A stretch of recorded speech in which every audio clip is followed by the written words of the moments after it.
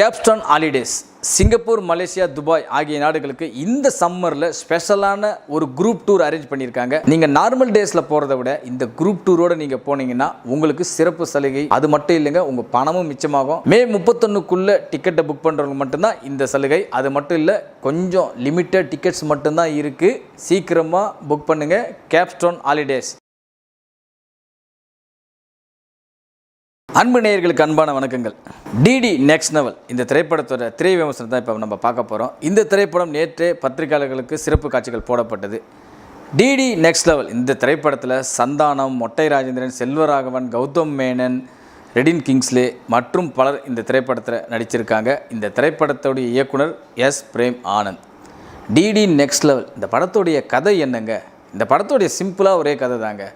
படத்தை விமர்சனம் பண்ணுற நம்ம ஹீரோ, அந்த பொறுக்க முடியாமல் இருக்கிற செல்வராகவன், ஒரு கட்டத்தில் இவரை எப்படா பழி வாங்கலாம் அப்படின்னு யோசிக்கும்போது, நாளைக்கு எங்கள் தேட்டர் ஒரு புது படம் போடுறோம், அந்த படத்தை நீங்கள் விமர்சனம் பண்ணிங்கன்னா எங்களுக்கு ஒரு ப்ரொமோஷனாக அமையும் சொல்லிவிட்டு அதை நம்பி போகிறாரு சந்தானம். அதை நம்பி போகும்போது என்ன சிக்கலை சந்திக்கிறாரு, எதுக்காக செல்வராகவன் சந்தானத்தை பழி வாங்க துடிக்கிறாரு அப்படின்றது தான் இந்த படத்துடைய கதை.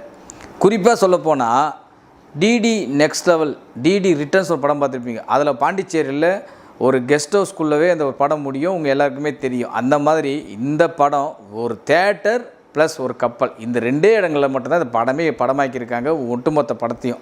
இன்னொரு முக்கியமான விஷயம் என்னென்னா, இந்த தில்லுக்கு திட்டு 2 படம் பார்த்துருப்பீங்க. நிறைய பேர் பார்த்துருக்கீங்களா தெரியல, பார்த்தவங்களுக்கு எல்லாருக்குமே தெரியும். அதில் ஒரு டாக்டர் அந்த ஹாஸ்பிட்டலில் வேலை செய்கிற இன்னொரு டாக்டரான கதாநாயகியை லவ் பண்ணுவார். லவ் பண்ணி அந்த பொண்ணுக்கிட்ட ப்ரப்போஸ் பண்ண போனாலே அவர் பல சிக்கல்களை சந்திப்பார். அதே மாதிரி அவர் இருக்கிற ஏரியாவில் சந்தானத்தோட தொல்லை பெரிய அட்டூழியம் பண்ணிக்கிட்டு இருப்பார்.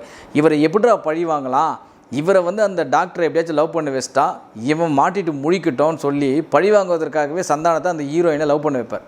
அந்த மாதிரி தான் இந்த படத்தில் செல்வராகவன் அவர்கள் பட்ட கஷ்டத்தை சந்தானமும் படட்டும் அப்படின்றதுக்காக ஒரு இக்கட்டான சூழ்நிலையில் தள்ளப்படுறார். ஒரு கப்பலுக்குள்ளே ஒரு படம் எடுத்துகிட்டு இருக்காங்க. அந்த படத்துக்குள்ளவே போய்ட்டு நீ ரிவ்யூ பண்ணுறா அப்படின்னு சொல்கிற மாதிரி ஒரு கட்டத்துக்குள்ளே இறங்கும்போது அங்கே கப்பலில் என்னென்ன நடக்குது, கௌதம் மேனனும் ரெடின் கிங்ஸ்லையும் என்ன வேலை செய்கிறாங்க, உண்மையிலேயே அவங்க டைரக்டர் தானா, ஏன்னா இவருக்கு எதுவுமே தெரியாமல் தான் அவங்ககிட்ட பேசுகிறாரு. நீ கௌதம் மேனன் ரெடின் கிங்ஸ்லே தானடா அப்படின்னு சொல்லும்போதெல்லாம் என்னன்னே தெரியாமல் ஒரு ரியலான ஒரு இதில் அவங்க கேரக்டரைசேஷன் பண்ணியிருக்காங்க. இதெல்லாம் பார்க்கும்போது இது சொல்கிற அளவுக்கு நல்லா தான் இருக்குது.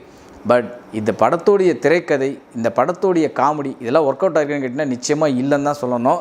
ஏன்னா ஒரு படத்தை நம்ம பொதுவாக ஒரு பேய் படம் பார்க்கும்போது முன்னாடிலாம் எப்படி பயந்தாங்கன்னு உங்களுக்கு தெரியும். ஒரு மைடியர் லிஷாவாக இருக்கட்டும், ஒரு நாளைய மனிதன், ஒரு இன்றைய மனிதன், மாதிரி பல திரைப்படங்கள் இருக்குது, பழைய படங்கள்.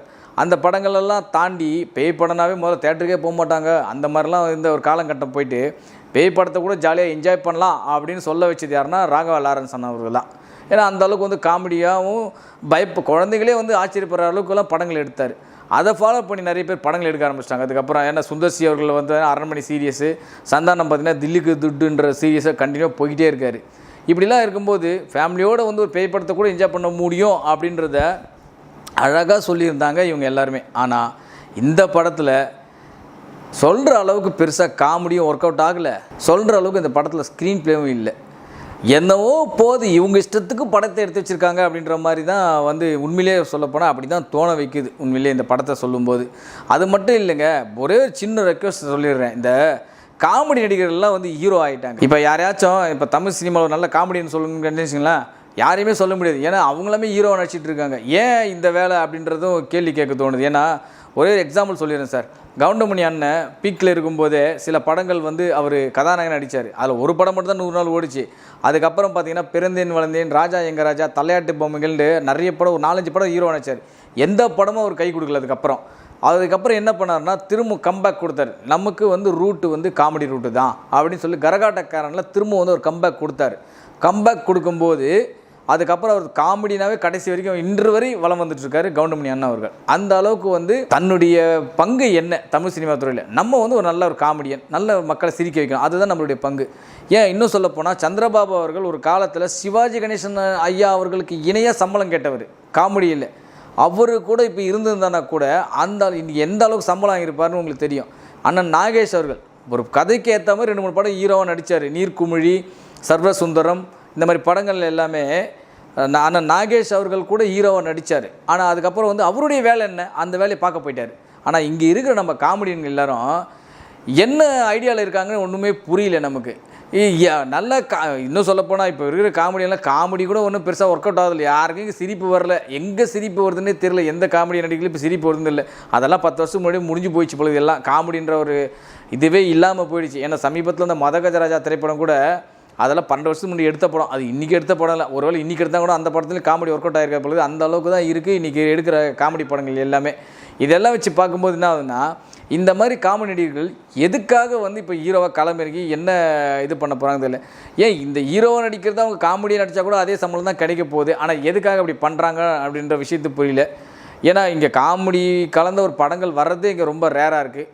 அப்படியே வந்தாலும் அதை ரசிக்கிற மாதிரியும் இல்லை. அந்த அளவுக்கு தான் இங்கே கோலக்கூத்துப்புகள் பண்ணி வைக்கிறாங்க. அந்த மாதிரி இருக்கிற நாயகர்கள் எல்லாம் இந்த மாதிரி படங்கள் எடுத்தால் எப்படி இருக்குன்னு கொஞ்சம் யோசிச்சு பாருங்கள். எல்லாருமே வந்து தங்களை வந்து கதாநாயகனாகவே காட்டிக்கிட்டு இருந்தால் அப்புறம் மற்ற டிபார்ட்மெண்ட்டெல்லாம் யார் பார்ப்பாங்க? இல்லை அடுத்த தலைமைக்கு உண்டான காமெடி நடிகர்கள் இங்கே உள்ளே வந்துட்டாங்களா?